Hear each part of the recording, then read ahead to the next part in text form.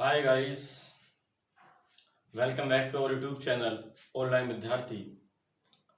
साथियों, मैं आशा करता हूं कि आप सभी लोग इस कोरोना महामारी के संकट काल में अच्छे तरीके से घर पर पढ़ रहे होंगे। ठीक है, और देखिएगा साथियों, धीरे धीरे कोरोना महामारी का जो प्रकोप था वो कम हो रहा है। ठीक है, ये हमारे लिए बहुत ही खुशी की बात है। तो देखो, आज हम खैर टॉपिक छोड़िए, ये अलग से कोरोना पर एक वीडियो हम बनाएंगे। किससे की चीजें नहीं, कौन कौन चीजें एग्जाम के लिए महत्वपूर्ण हुई हैं 2-3 महीनों के अंदर, वो सब चीजें रहेंगी। तो देखो साथियों, अब हम बात कर लेते हैं। कल हम लोगों ने बात की थी कि जो 1858 का भारत सरकार अधिनियम आया था 18 क्रांति होने के बाद, कि उसके में क्या हुआ था कि जो कंपनी का शासन था वो समाप्त कर दिया गया, और जो शासन चल रहा था वो चल रहा। अब जो शासन स्टार्ट हुआ वो होगा क्राउन की कृपा पर शासन स्टार्ट। तो देखो, इसमें हम लोग बात करते हैं। तो आज जो पॉलिटी में हम लोगों ने संविधान इतिहास जो पढ़ा है, उसमें अगला एक मतलब कि अधिनियम की बात कर लेते हैं, और वो है भारत परिषद अधिनियम 1861। क्या है देखो, भारत परिषद 1861। देखो क्या बात की हमने, हम बात करते हैं भारत परिषद अधिनियम 1861। इससे पहले क्या थे कि जब कंपनी का शासन था तो इस समय चार्टर एक्ट आते थे, लेकिन अब क्या हो गया है, अब परिषद अधिनियम आने लगे हैं। ठीक है, देखो, तो इसमें हम बात करें अगर इस अधिनियम की, तो आप देखेंगे कि संवैधानिक विकास का सूत्रपात जो होता है वो यहीं से लगभग माना जाता है। अच्छे तरीके से देख पाएंगे। यहाँ देख क्या हुआ कि भारत को सहयोग प्राप्त किया गया। देखो, भारत का सहयोग लिया गया। भारत में संवैधानिक विकास का क्या हुआ, यहाँ पर सूत्रपात तो कैसे हुआ, इसमें हम समझते हुए चलेंगे कि होता क्या है कि जब अभी आपको पता होगा कि 1857 में क्रांति हो जाती है, और क्रांति होने के बाद कहीं ना कहीं अंग्रेजों को लगता है कि भारतीयों को कहीं ना कहीं भारतीयों के साथ उदारतापूर्ण नीति के साथ व्यवहार किया जाए। तो होता क्या है कि इसके साथ साथ होता क्या है, देखो इसमें कि सहयोग की नीति या उदार की नीति लाते हैं। सहयोग की नीति ओब्लिक उदार की नीति लाते हैं। देखो, अगर हम बात करें, इसमें होता क्या है कि सर्वप्रथम जो था भारतीयों का शासन प्रणाली में सहयोग लेना क्या करा गया, प्रदान किया गया। देखो, आप समझ सकते हैं इसमें कि सर्वप्रथम भारतीयों को, सर्वप्रथम क्या हुआ, सर्वप्रथम भारतीयों को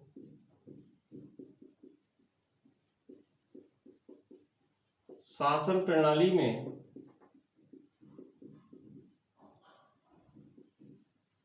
सहयोग का प्रयत्न किया गया।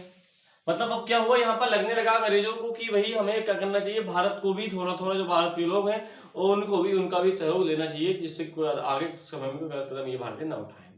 बात यहाँ स्पष्ट हुई। देखो, अब इसके बाद हम बात कर लेते हैं कि इसमें क्या हुआ। अगली बात क्या करा गया कि जो वायसराय था, वायसराय को अधिकार दिया गया। क्या अधिकार दिया गया, अगर हम बात करें अधिकार की, तो वायसराय को अधिकार दिया गया कि नए प्रांत का गठन कर सकता है। क्या कर सकता है, नए प्रांत का गठन कर सकता है, प्रांत की सीमा में परिवर्तन कर सकता है। क्या कर सकता है, प्रांत की सीमा में परिवर्तन कर सकता है। ठीक, उसके क्षेत्र को घटा बढ़ा सकता है। क्या कर सकता है, क्षेत्र को घटा बढ़ा सकता है। बात स्पष्ट हुई। सीमा परिवर्तन का मतलब क्या हुआ कि इसका क्षेत्र था उसको घटा बढ़ा सकता था, कि एरिया मतलब बड़ा भी एरिया जोड़ सकता था, ये कम कर सकता था। ये सब क्या थे, ये सब अधिकार दिए गए किसको, जो वायसराय था, इस कंडीशंस में आपको दिए गए। ठीक है, देखो, अब हम बात कर लेते हैं इसके बाद कि क्या हो गया। देखो, यहाँ से अच्छी तरीके से समझेंगे कि वायसराय, उस समय वायसराय कौन थे, लॉर्ड कैनिंग थे। और इसमें तो क्या हुआ, वायसराय लॉर्ड कैनिंग द्वारा, वायसराय लॉर्ड कैनिंग द्वारा, देखो इसी जो है, अब इसे में जोड़ सकते हो, वायसराय लॉर्ड कैनिंग द्वारा विभागीय प्रणाली। देखो, इसका मतलब क्या था कि यहाँ पर क्या करा गया कि अलग अलग विभाग के लिए अलग अलग लोग नियुक्त करें। जैसा वर्तमान समय में क्या है, जैसे अलग अलग, भाई मानो रक्षा मंत्री का पद किसी के पास है, वित्त मंत्री कोई है, ठीक, शिक्षा मंत्री कोई, तो सब क्या थे कि अलग अलग विभाग की मतलब एक प्रणाली शुरुआत की गई है। आप कह सकते हो कि यहीं से क्या होता है, मंत्रिमंडलीय व्यवस्था की नींव पड़ती है। यहाँ से क्या होता है, मंत्रिमंडलीय व्यवस्था की नींव मानी जाती कि यहीं से क्या हुई थी, यहीं से क्या हुआ था कि जो मंत्रिमंडलीय व्यवस्था उसकी नींव पड़ी थी, कहां से, आपका यहाँ से। तो बात है स्पष्ट हो जाती है पूरी की पूरी। देखो अब इसके बाद एक कंडीशन और दी जाती है इसमें कि जो वायसराय था उसको अध्यादेश जारी करने की अनुमति दी गई। देखो क्या हुआ, देखो यहाँ पर कि जो वायसराय था, वायसराय को अध्यादेश जारी करने का अधिकार दिया गया। देखो ये कब था, संकटकालीन अवस्था में। मतलब कि जैसे कि मान के चलो, अब मैंने कहा था कि विधान परिषद स्थापना की गई 1954 में। ये होता क्या है कि इस समय पर जो अगर मान के चलो कि कोई कानून जल्दी से बनाना है, कोई विधि बनानी है अगर, तो क्या हुआ था कि उस समय क्या था कि अगर वायसराय चाहे तो विधान परिषद की अनुमति के बिना, क्या था, जो विधान परिषद थी उस विधान परिषद की अनुमति के बिना क्या कर सकता था, विधान परिषद की अनुमति के बिना क्या कर सकता था, वो कोई अध्यादेश का मतलब था कि कोई भी कानून बना सकता था। ठीक है, बाद में पारित हो जाएगा, लेकिन क्या कर सकता था, अध्यादेश जारी कर सकता, संकट जब जरूरत पड़े, मतलब कि जब उचित लगे, जब संकटकालीन अवस्था हो, तो तब क्या होता था, अध्यादेश जारी कर सकता था कौन, वायसराय। तो इस तरीके से ये जो चीजें थी हमने बात की यहाँ पर 1861 के भारत परिषद अधिनियम में। ठीक है, ये चीजें कंप्लीट हुई यहाँ तक। देखो इससे बाहर एग्जाम में कुछ नहीं आएगा। ठीक है, मैं आपको मतलब 95% दावा के साथ कहता हूं कि इससे बाहर एग्जाम में कुछ नहीं आएगा जो मैं आपको पढ़ा रहा हूं। इसलिए आप इसके अच्छे तरीके से नोट्स बनाते हुए चलें। देखो अब हम बात करते हैं, इसके बाद अगला अधिनियम आ जाता है। देखो होता क्या है इसके बाद की अगर हम बात करें,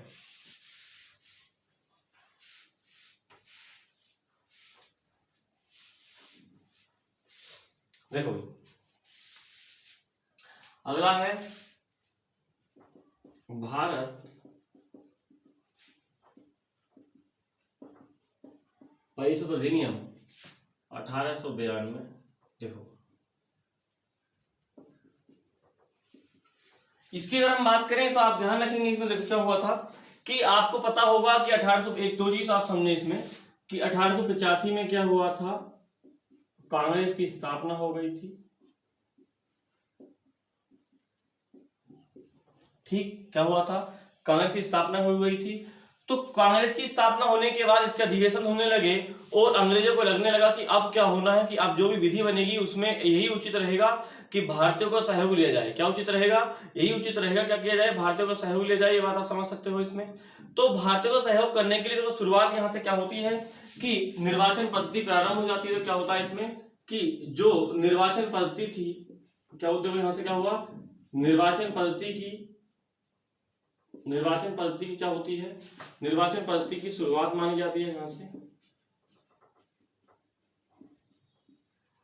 क्या होता है कि जो निर्वाचन पद्धति की क्या होती है, शुरुआत हो जाती है। देखो अगर हम बात करें कि निर्वाचन कैसा था, तो निर्वाचन जो होता था वो था अप्रत्यक्ष निर्वाचन। कैसा निर्वाचन था, अप्रत्यक्ष निर्वाचन। देखो अप्रत्यक्ष का मतलब होता है कि इसमें जैसे आपको पता होगा कि एक शब्द आपने अभी आप पढ़ते हैं संविधान में, पढ़ेंगे भी कि राज्यसभा होती है और एक होती है आपकी लोकसभा। तो लोकसभा में हम डायरेक्ट वोट डालते हैं, लेकिन राज्यसभा में हमारे द्वारा चुने हुए लोग वोट डालते हैं। तो अप्रत्यक्ष का मतलब होता है कि हमारे द्वारा जो लोग चुने जाते हैं वो उसमें वोटिंग करते हैं। तो इसमें होता क्या था कि वोट किसके लिए करते थे कि जो प्रांतीय परिषद थी उसमें जो विश्वविद्यालय थे या नगर पालिका थी उन सब के लिए क्या करते थे, हम वोटिंग करते थे। ठीक है, तो ये बात थी। इसमें क्या होती है, अभी क्या होता है कि अप्रत्यक्ष निर्वाचन स्टार्ट हो जाता है। प्रत्यक्ष रूप से निर्वाचन अभी नहीं था, जनता डायरेक्ट वोट उसमें नहीं कर सकती थी। ठीक है, मतलब जनता ने कोई प्रतिनिधि चुना और वो प्रतिनिधि जो होते थे वो आगे के लिए वोट करते थे, ऐसा मान सकते हो आप। देखो अब उसके बाद अगली कंडीशन जो है, अगला फैक्ट जो बहुत ही महत्वपूर्ण है वो ये है कि होता क्या है कि भारतीय लोग थे, भारतीय लोगों को बजट पर बहस करने का अधिकार दिया गया। देखो भारतीयों को बजट पर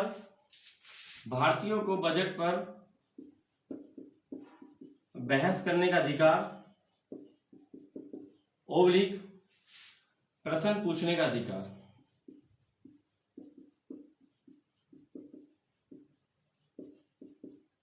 क्या हुआ कि पहली बार ऐसा हुआ कि भारत के जो लोग थे बजट पर कर सकते थे, बहस कर सकते थे और उस पर प्रश्न पूछ सकते थे। लेकिन कंडीशन इसमें क्या था, इसमें यह भी कहा गया कि प्रश्न आप पूछोगे लेकिन अनुपूरक प्रश्न नहीं पूछोगे। क्या होता था, अनुपूरक प्रश्न पूछने का अधिकार नहीं था। क्या था, अनुपूरक का मतलब होता है जैसे आपने कोई प्रश्न पूछा तो प्रश्न के ऊपर प्रश्न आप नहीं पूछो, जो उन्होंने जवाब दिया वही आपको मानना पड़ेगा, ठीक है। और उसके अलावा जो क्या था कि मतदान भी आप इसमें नहीं कहा था, मतदान का अधिकार भी आपको नहीं दिया गया था बजट पर, मतदान का अधिकार भी आपको नहीं दिया गया था, केवल कंडीशन से बहस आप कर सकते हो। तो स्पष्ट हुई बात क्या था ये वाला। तो ये था हमारा 1892 का भारत परिषद अधिनियम, जो इसमें 2-3 चीजें थी जो हमने यहाँ से बात की। देखो अब हम बात कर लेते हैं इसके आगे के लिए, और अगला जो आपका अधिनियम है बहुत इंपॉर्टेंट है, देखिएगा। आप देखो होता क्या है, अंग्रेजों को लगने लगा कि जो भारत के लोग हैं वो धीरे धीरे एकजुट हो रहे हैं, और इस एकजुटता को खत्म करने के लिए उन्होंने कहीं ना कहीं फूट डालो की नीति अपनाई। तो देखेंगे इस अधिनियम में क्या खास बात रही है। और देखो अगर हम बात करें इस अधिनियम की, देखेंगे इसमें आप भारत परिषद अधिनियम 1909, भारत परिषद अधिनियम 1909। देखो इसकी अगर हम बात करें तो इसका जो दूसरा नाम था वो था मार्ले मिंटो सुधार। मतलब क्या हुआ कि जो दोष 1892 में रह गए थे उन कमियों को दूर करने के लिए अधिनियम लाया गया, ठीक है। तो देखेंगे आप इसमें मार्ले मिंटो सुधार 1900। देखो मार्ले जो था वो क्या था, जो मार्ले था ये तो था भारत सचिव, और जो मिंटो था ये क्या था, ये था वायसराय,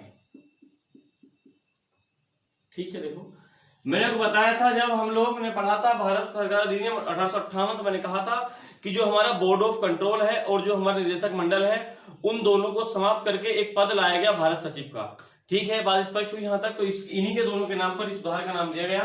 देखो अगर हम बात करते हैं इसकी कि ये सुधार था किसके आधार पर आया था, तो देखिएगा ये जो पारित हुआ था तो एक समिति थी, सर अरुडेल समिति की रिपोर्ट के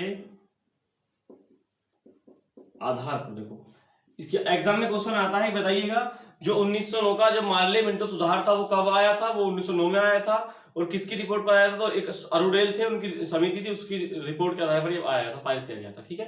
देखो अब इसके बाद अगर हम बात करें, इसमें एक महत्वपूर्ण बात यह है कि अंग्रेजों ने क्या किया, मैंने अभी आपसे कहा था कि जब उनको लगने लगा अंग्रेजों को कि भारत के जो लोग हैं वो आपस में एकजुट हो रहे हैं और धीरे धीरे आजादी की तरफ बढ़ रहे हैं, तो उन्होंने क्या करा, उन्होंने इसी मतलब देखते हुए उन्होंने क्या करा, देखो मुसलमानों के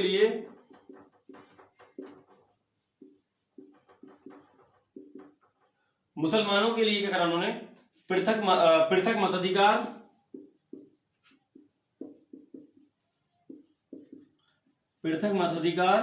व पृथक निर्वाचन क्षेत्र कर दिया गया, पृथक निर्वाचक,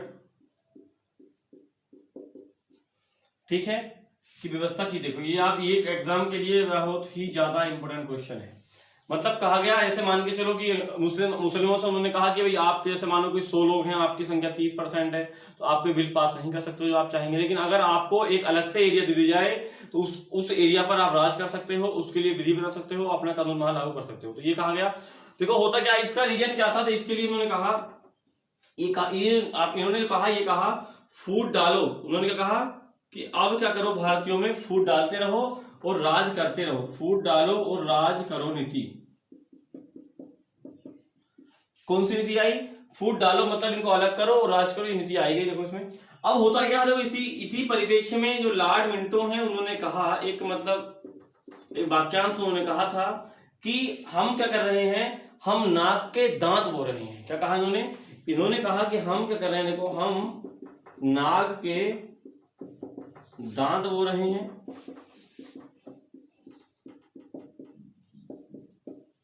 जिसका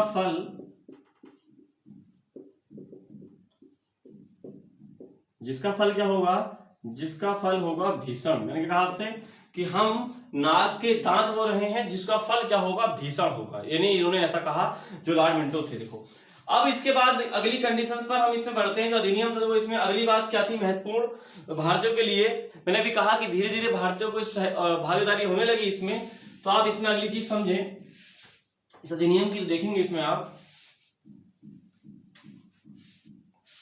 देखो मैंने कहा इसमें आपसे कि भारत परिषद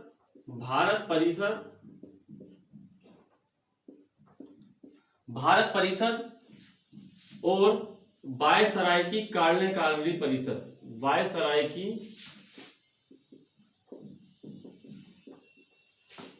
कार्यकारिणी परिषद। देखो इन दोनों परिषद में क्या करा गया, देखो इनमें क्या हुआ कि पहली बार भारतीयों को शामिल किया गया। क्या हुआ, देखो भाई मैंने कहा आपसे कि पहली बार भारतीयों को सदस्य के रूप में शामिल किया गया। मैंने आपको बताया होगा पहले भी।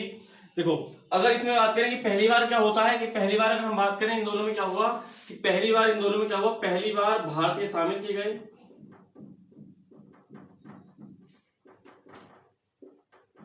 देखो भाई अगर हम बात करें भारत परिषद में, कि भारत परिषद में शामिल होने वाले पहले व्यक्ति कौन थे, तो पहले की अगर हम बात करें यहाँ पर, तो यहाँ पर थे 2 सदस्य। देखो भाई 2 सदस्य कौन कौन थे इसमें, नंबर 1 तो थे इसमें आपके केसी गुप्ता, और दूसरे थे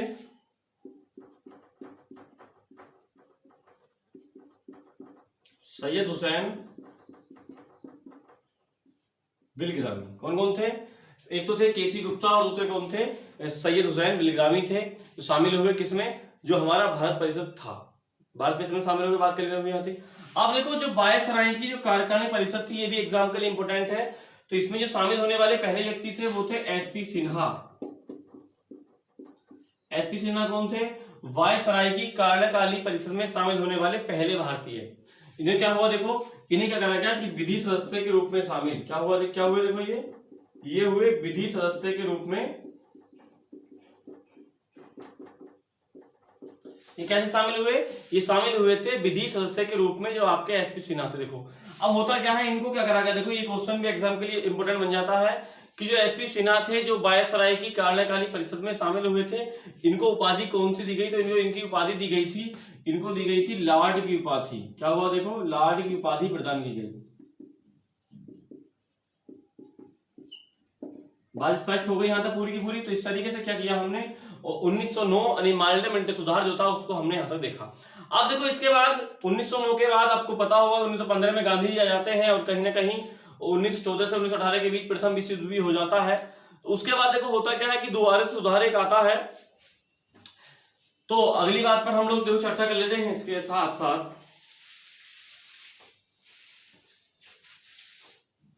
देखो भाई अगला है भारत सरकार अधिनियम 1919।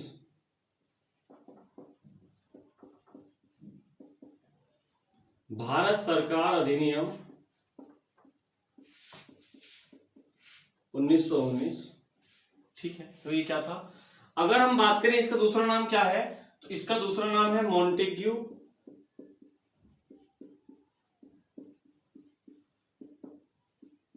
मॉन्टेग्यू चैम्सफोर्ड सुधार 1919।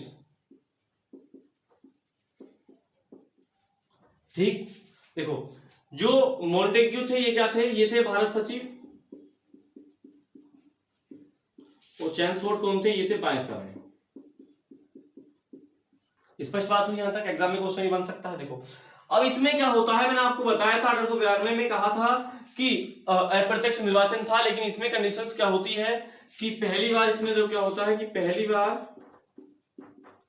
प्रत्यक्ष निर्वाचन प्रणाली शुरू हो जाती है। पहली बार प्रत्यक्ष निर्वाचन प्रणाली शुरू हो जाती है। क्या होता है पहली बार, ठीक है, मतलब कि आप क्या कर सकते हैं, प्रत्यक्ष का मतलब होता है डायरेक्ट मताधिकार, मतलब आप जो वहां की मतदाता हैं, जो व्यक्ति हैं, वो खुद अपना वोट डाल सकते हैं, मतलब खुद जो है वो खुद ही किसी को चुनेंगे, जैसे आपका सांसद को हम चुनते हैं लोकसभा में, ठीक है।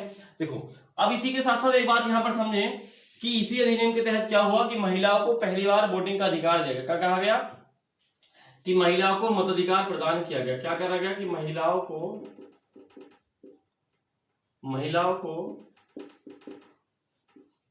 मताधिकार दिया गया। देखो अगर हम बात करें कि महिलाओं ने भारत में पहली बार अपना वोट कब डाला था, तो आप याद रखेंगे कि 1926 में पहली बार वोट डाला था। क्या हुआ था? 1926 में महिलाओं ने अपने मत का प्रयोग सबसे पहले किया था। देखो अब इसके साथ साथ एक बात अगर आप ध्यान रखें कि विश्व में अगर हम बात करें कहां पर पहली बार महिलाओं ने वोट डाला था, तो वो थी आपके न्यूजीलैंड में। मतलब कि न्यूजीलैंड में महिलाओं को सबसे पहले वोटिंग का अधिकार दिया गया था, जो न्यूजीलैंड है। ठीक, बात स्पष्ट हुई यहां तक। देखो अब इसके बाद हम लोग आगे बढ़ते हैं। इन्होंने एक काम और किया, मैंने अभी आपसे कहा कि फूट डालो वाली बात इन्होंने कहा। इन्होंने क्या करा? सांप्रदायिक आधार पर निर्वाचन प्रणाली का विस्तार किया। इन्होंने क्या किया? सांप्रदायिक आधार पर निर्वाचन प्रणाली का विस्तार किया।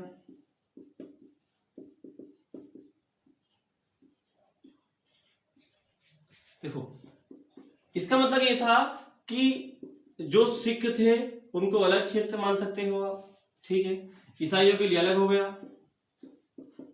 और एंग्लो इंडियन के लिए अलग से हो गया।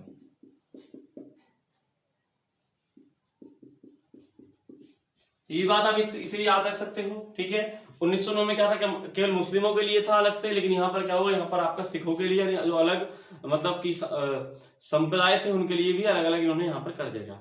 ठीक है, स्पष्ट बात हुई। हम देखो अब हम बात करते हैं इसके बाद अगली बात पर। देखो अगली बात क्या है इसमें आप समझें, 2 पॉइंट और हैं इसके।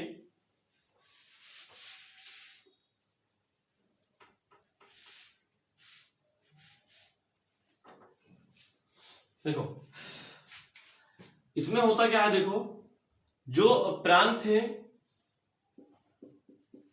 प्रांतों में द्वैत शासन की स्थापना हो गई, ठीक है। देखो द्वैत शासन का मतलब क्या था कि जो हमारे केंद्रीय विषय थे अलग हो गए और प्रांत के जो विषय थे उनको अलग कर दिया गया। ठीक, बात समझिए आपने यहां तक। देखो अब इसके बाद हम अगर बात करें इसमें कि एक चीज और इसमें आप समझेंगे कि जो केंद्र था, केंद्र में द्विसदनात्मक व्यवस्था प्रारंभ की गई। द्विसदन का मतलब होता है 2 सदन। जैसे अभी वर्तमान में है आपका राज्यसभा लोकसभा, ठीक है, केंद्र में है, और ऐसे ही जैसे राज्य में है आपका विधानसभा विधानसभा। ऐसे ही क्या हुआ यहाँ पर कि यहाँ पर क्या होता है कि जो केंद्र था वहां पर क्या करा गया कि द्विसदनात्मक व्यवस्था प्रारंभ की गई। देखो अब इसके बाद अगर हम बात करें अगले पॉइंट की, तो अंतिम पॉइंट अगला है कि भारत में लोक सेवा आयोग के गठन का प्रावधान किया गया। और भारत क्या होता, देखो इसके बाद हम बात करें इसमें, मैंने कहा आपसे कि भारत में लोक सेवा आयोग के गठन का प्रावधान किया गया। जो वर्तमान में यूपीएससी है, लोक सेवा आयोग क्या करा गया? गठन का प्रावधान किया गया। और इसके बाद हम अगर बात करें कि जो हमारा भारत सचिव था, देखो भारत सचिव को क्या करा गया इसमें? भारत सचिव को महालेखा परीक्षक की नियुक्ति का अधिकार प्रदान किया गया। आप ऐसा कह सकते हो। इसमें पूरी की पूरी बात हमने यहाँ तक स्पष्ट समझी। कोई समस्या अगर आपको है तो बताएं, ठीक है। इससे बाहर आपके एग्जाम में कुछ नहीं आएगा, आप इसके बनाए नोट्स, ठीक है, और अच्छे तरीके से चीजों को समझें। अगर कोई बात समझ में नहीं आती है तो आप इसको 2 बार समझें, कमेंट बॉक्स में कमेंट करें, उसका आंसर मैं आपको अगली वीडियो में दूंगा, ठीक है। मतलब कि जो भी जितने आपके डाउट्स होंगे उन सब डाउट्स के लिए अलग से एक वीडियो बनाई जाएगी जो आपके लिए लाभदायक साबित होगी, ठीक है साथियों। तो मिलते हैं नेक्स्ट वीडियो में। जय हिंद।